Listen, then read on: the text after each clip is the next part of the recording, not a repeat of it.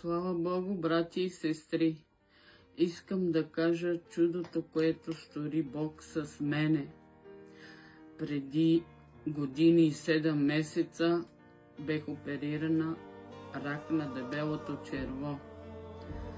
Преди това, преди да ме оперират,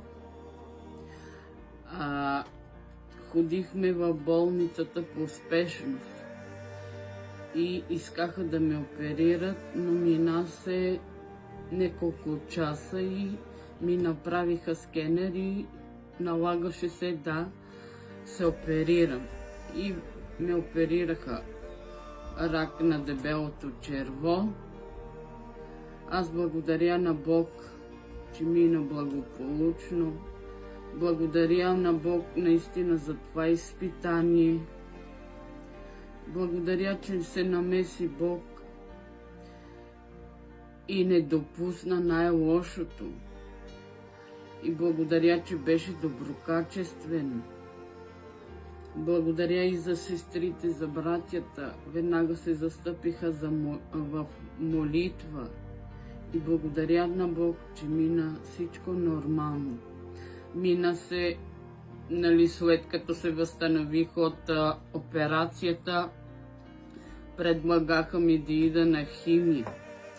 Мен ме беше страх това да мина, но с Божата воля, с Бога напред, аз реших и отидох. Издържах на тези химиотерапии, може би 10 месеца ли, 11 ли, не си спомням точно месеците, но много ми правеха, след като минаваха химията, много ми ставаше лошо.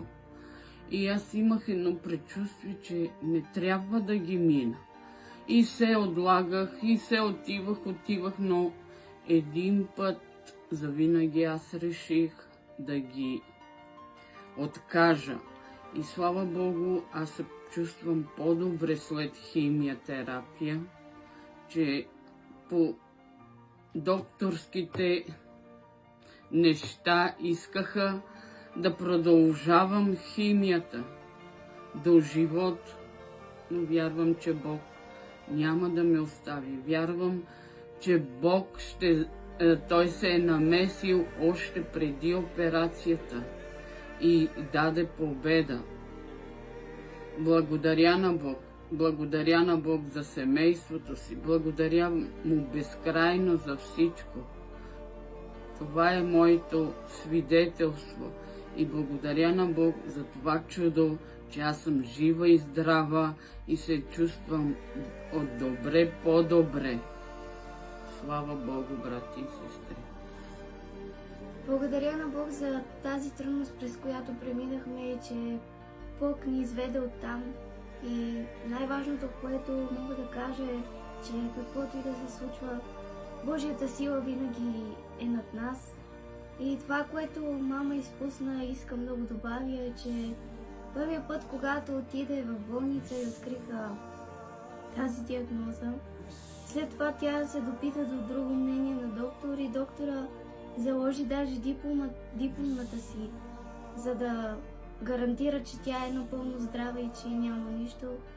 Но след това, може би около месец, не си спомням точно, се случи именно това, че тя постъпи по спешност в болницата и докторите, които бяха там и ни приеха в спешното, казаха, че още малко, ако бяхме закъсняли, можеше да умре. И точно тогава, когато постъпи, веднага докторите обърнаха внимание и вече когато се направи тази операция, тя влезна в реанимация и ни дадоха всичките й дрехи и ние мислихме, че ще изпишат със смърт.